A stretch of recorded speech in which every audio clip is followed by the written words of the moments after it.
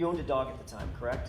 Yes. After you learned that there were questions being raised about John's injuries and dog bites and scratches, you got rid of that dog. Chloe was rehomed. We can use whatever words we want to. Rehomed, rehoused, whatever. But you got rid of her. She's no longer part of the Albert family, right? Right.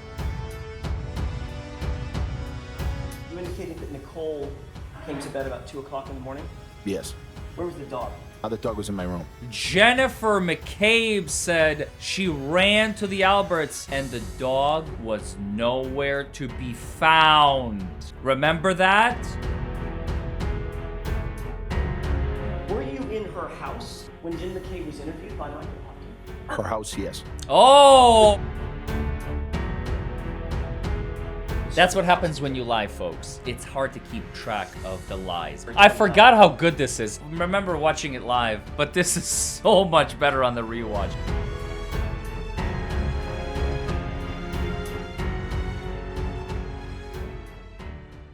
Well, hello everybody, and welcome back to Buckle Up, It's the Law. Folks, today we're going to continue with Brian Albert and his testimony in trial number 1 in May and June of 2024. Massachusetts versus Karen Reed. Folks, this is one stone cold guy. I swear to God, you can't pin him, you can't feel him. He can feel nothing. He's like a machine. He's like made of metal. And understand, he's a police officer. He's been through a lot, but there is blood on his hands and he knows it and he's trying to hide it as best he can. And I don't know, is he succeeding? You tell me in the comments below. Don't forget to subscribe. Let's go. You mentioned Caitlin Albert, your eldest. Yes. You mentioned Julie Nagel. Yes. You mentioned Brian Higgins. Yes. And then you added the detail that Caitlin Albert had left your house about 12:15 a.m., correct? No. You didn't say that? I did not. I may have just a moment, Your Honor. Yes. So you don't have to sit and read the entire thing. There's right at the top of this post-it, there's a word that says next. If you would read that area, that next few sentences, let me know. Impeachment incoming. Mr. Albert, did you He's have unhappy. an opportunity to review that portion of a report? I did. Did that refresh your recollection about a conversation that you had along with your wife with Officer Lank? Yes. Isn't it true that Officer Lank asked you and your wife who else was in the house that night aside from the names already mentioned? And the names mentioned were Brian Albert Jr., Caitlin Albert, Julie Nagel, and Brian Higgins, quote, who is a friend of Brian Albert Sr., end quote. Is that right? That's what the report says, yes. And then the report goes on to say, they advised me that their daughter Caitlin left the house around 12:15 a.m. when she was picked up by her boyfriend, Tristan Morris, right? That's what the report says, yes. Do you think Officer Lank got it wrong? Perhaps, yes. Did you say that Caitlin left about 12:15? No. Did Nicole say in your presence that Caitlin left about 12:15? She did not. At any point, did Officer Lank ask you what time Caitlin left? I don't recall him asking that. It was a very chaotic morning, and I don't remember him saying that. So, in fact, if he wrote that sentence in the report that you just read, he's just making that up. Objection, Your Honor. Sustained. I'll ask it a different way. If that's what Officer Lank recalls, he's just wrong, right? Yes. Anything else that he's wrong about in there? I didn't read the whole report. At no point, isn't it true that at no point during that interview did you admit or mention that Colin Albert had been at the house that night? Oh. I don't believe I did, no. At no point during that interview did your wife, Nicole, in your presence, admit or mention that Colin Albert was in the house that night? No. Oh. So big, did both of you conveniently forget that Colin was there? Objection. I'll ask it a different way. Sustained. Did you forget that Colin had been there? No. Is there a reason that you left his name out? Because he wasn't there. He left when we got there. He wasn't there for the duration of the time that we had that night. Except for the fact that you just testified that you never saw him leave.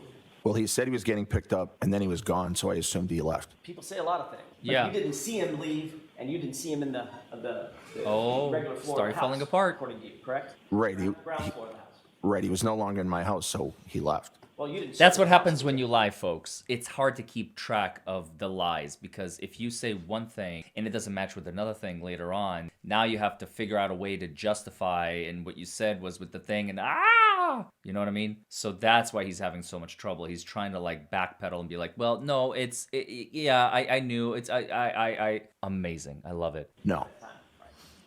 And you never saw him leave. I didn't physically see him leave, no. You also gave a statement to Michael Proctor later that morning. It was about noon, maybe it was in the afternoon, noon, 12:30, something like that. Are you asking? On the 29th, you later, after you spoke with Officer Lank, you later were interviewed by Trooper Michael Proctor over at Jim McCabe's house. Do you remember that? Yes. Colin's name was never mentioned then either. No, because Colin wasn't at the house for the duration of the night. So when they said who was in the house, talked about Brian Albert, Caitlin Albert, Yes. folks in the house, Yes. And there were, Nagel. yes. And there were other people in the house prior to us arriving. I didn't mention them either. Who was that? There were some females, friends that were over prior to our arrival, and But you never even saw them. no, So you have no idea who was there and who wasn't there before you got there. no, I know that there were people at the house prior to me getting there. Mr. Albert, the question that had been posed to you by several officers was, who did you see in your home when you got there, correct? Objection.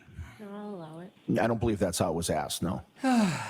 But Colin's guy. name was never mentioned. It was left out. I testified multiple times that Colin was there when we arrived. Oh, you did it after the fact, right? Yes, when I was at. You knew that the defense knew that Colin was there. Objection. Oh, In burn. initial reports to the police, his name was never mentioned, was it? Yep. I did not mention it, no. And Nicole did not mention it in your presence, did she? In my presence, no.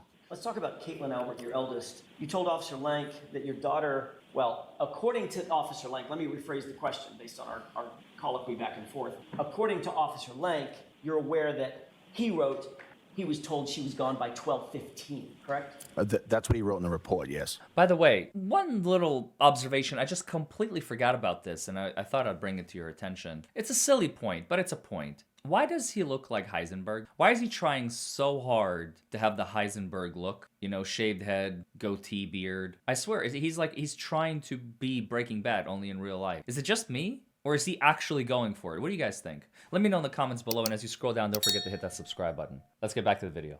If Caitlin was gone by 12:15, she would not have been there when John and Karen arrived to the house, correct? Because they didn't arrive for 15 minutes later. But she was at the house, so that would be a hypothetical. Okay, so fine. Hypotheticals. Let me ask you a hypothetical. If in fact Caitlin was gone by 12:15, that would mean hypothetically she would not have been there when John and Karen arrived 15 minutes later. Objection.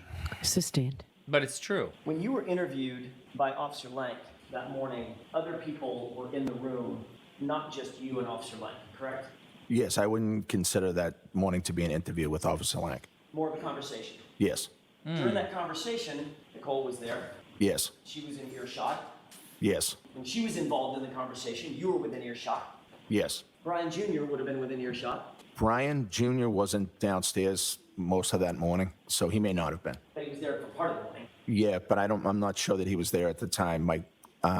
Officer Lank was asking questions. The fact of the matter is, notwithstanding what Officer Lank wrote that you said about Caitlin leaving at 12:15, she did not leave at 12:15. Isn't that right?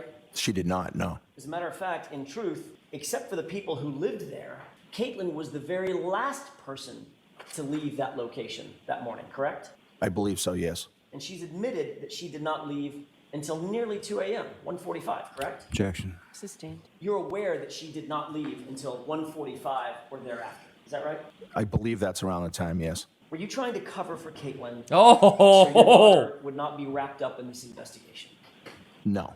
I was surprised there was no But as a objection. reminder, when you were spoken to by the first two officers who discussed who was in the house, you never mentioned Colin was even there, correct? Objection.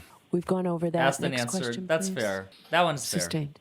If Colin was gone, just like Caitlin was gone, that would eliminate them from ever being at the house at the same time as John O'Keefe and Karen Hewitt, right? Yes, Sustained. but it's true. It's a great question. On January 29th, about 11:30 or 12, we talked about the fact that you were interviewed by Michael Proctor at Jen McCabe's house, correct? Yes. You knew at the time that the state police were looking to interview Jennifer McCabe about her understanding of what had happened the night before. Objection. Sustained.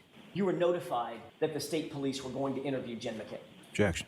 I'll allow it. Were you notified that? No.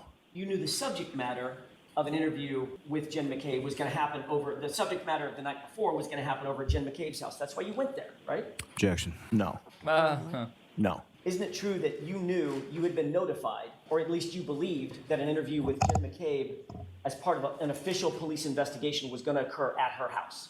Yes. You were not asked by the police to join her, correct?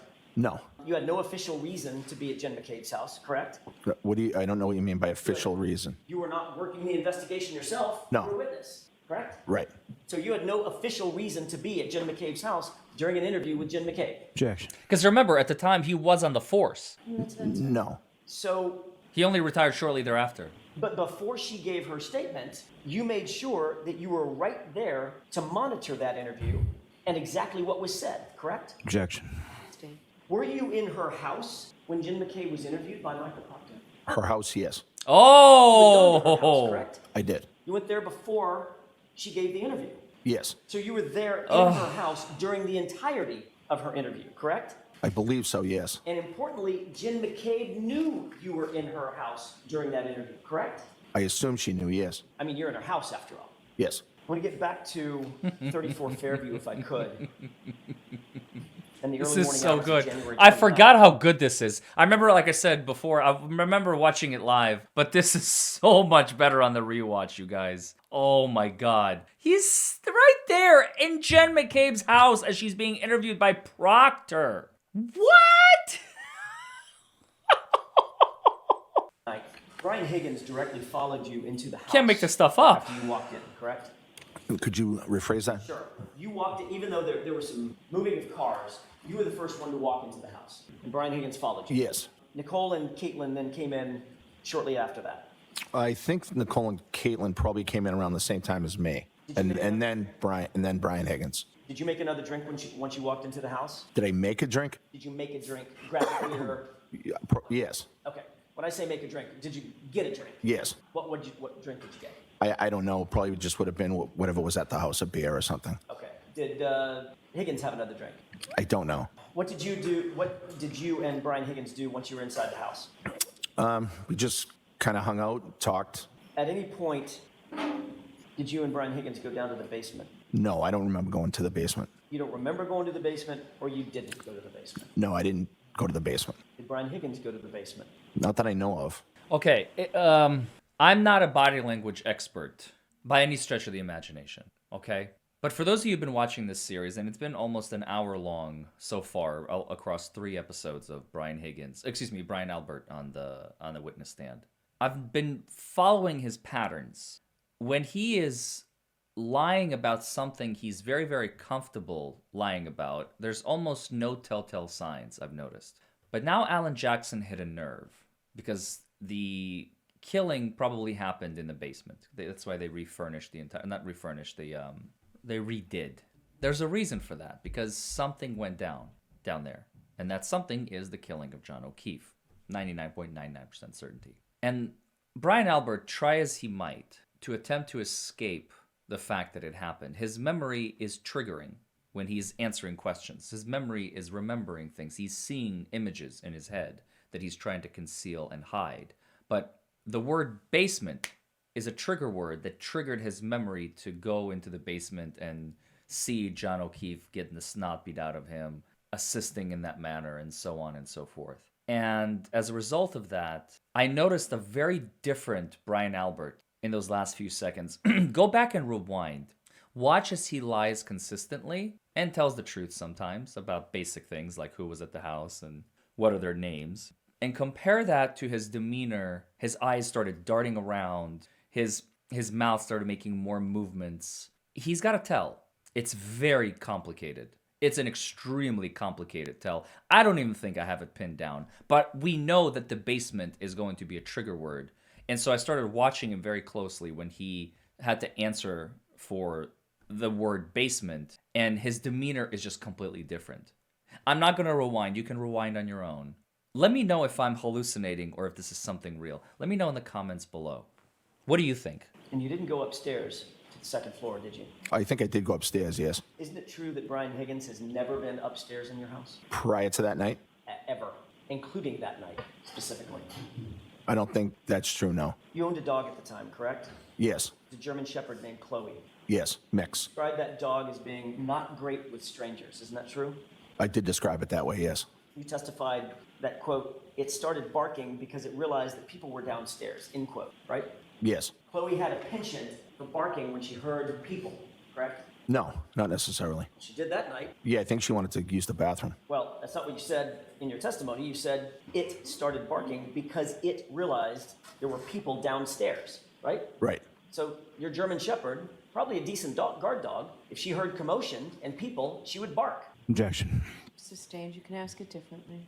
Obviously, Good if question. Chloe hears commotion and people, she's apt to bark. That's the only question. No. So just that night, out of nowhere, first time ever, Chloe starts barking when people walk into the house. No, it's not the first time ever, but she didn't bark often. Okay, but she did bark that night, right? Yes. And the reason that you gave under oath for why she started barking was because there were people downstairs milling about, right? Yes. So in that instance, on January 29th, in the early morning hours, she was barking because she heard people. Well, I can't say why she was barking. Well, you did say why she was barking. I let her out to use the bathroom, so I think that's probably why. Except your testimony was it started barking because it realized there were people downstairs. Those are your words. And by the way, Right. another quick little off to the side. Anybody who calls their animal it is dead in my book. It's a she or a he. In this case, it's a she, or formerly known as she. May rest in peace, Chloe. Okay. Do you stand by those? You've Yes. been a good dog. Did nothing You wrong. ultimately did let Chloe out to go to the bathroom, correct? Yes. And then you allowed her to stay downstairs and you monitored her with the others who were in the house. Isn't that right? Yes. As a matter of fact, you testified in that state grand jury, the same April grand jury, April of 2022. So I let it go out to the bathroom. I let it back in. I kind of monitored it a little because we usually don't have people over the house and the dog's not great with strangers, period. So I was just making sure that the dog was all right with the people that were over, end quote, correct? Yes. So in fact, you did keep Chloe downstairs at least for a period of time with people that were over, right? Yes, for a few minutes, I think. Mr. Albert, after you learned that there were questions being raised about John's injuries and dog bites and scratches, in May of 2022, you got rid of that dog, did you not? Objection. Sustained. You can ask it differently. At some point, your family got rid of Chloe. Chloe was rehomed in May I mean, we can use 2023. whatever words we want to, rehomed, rehoused, whatever, but you got rid of her. She's no longer part of the Albert family, right? Objection. Allow that. Right. When did you get rid of her? So Chloe was rehomed in, I believe, May Of 2022, of 2022. just months after the incident that we're discussing. Well, after it was involved, she was involved in a dog fight with another dog out front. Right, but that's also after the incident Yes. we're discussing. Yes, May. That's a family pet that you had had for 6 years or 7 years. Approximately 6 or 7 years. Oh, that deep sigh. That is the first sigh I have ever seen during his hour-long of testimony so far. Again, a body language expert would say guilt, remorse. He's remembering what he did to her. It was probably him who took care of her, you know. In Pulp Fiction, take care of her or take care of her? In this case, it's the latter, unfortunately. Oh, I just can't. Not Your sure. explanation just now for having gotten rid of that dog is because it bit another dog and ultimately sent 2 women to the hospital. I bit him, I bit him, I bit him. I believe 2 women went to the hospital. Yes.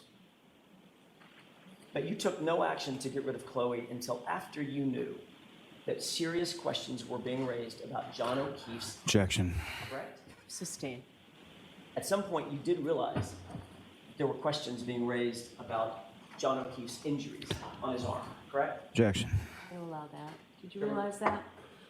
I heard some talk about it, yes. As of January of 2022, John O'Keefe had never been in your house, had he? John O'Keefe was never in my house before or after that date. Certainly, John O'Keefe, you would agree with me, he would count, were he in your house, he would count as a stranger to Chloe, wouldn't he? Never met her. Hypothetically, yes. I want to ask a couple of questions about your house. I know there's multiple bedrooms. Are all the bedrooms on the top floor? Yes. Okay. How many bedrooms? 5. As we're looking at your house, from the street, looking at your house, are your bedroom windows, your and Nicole's bedroom windows, visible from the street? Yes. Which windows would they be? If you were facing the house, they would be far left corner. Upper or lower? Upper. Upper left corner.